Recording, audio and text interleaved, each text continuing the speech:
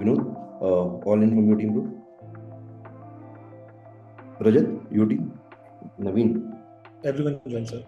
over to you, Saurabh and Sachi. They have done a fantastic session in the first half. Okay, hello guys. Good morning.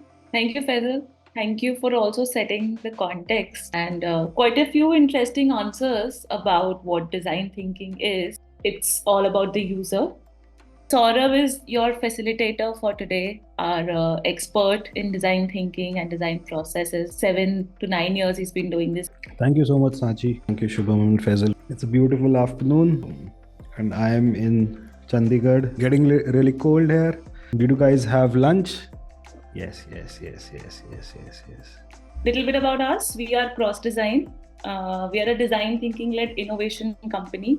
What we do is we use design thinking process to solve complex problems and bring measurable impact through products or services. For Google, they were trying to understand Indian consumption or commerce behavior. For example, how does one decide what mobile phone to buy? Just last year, we worked with Cambridge.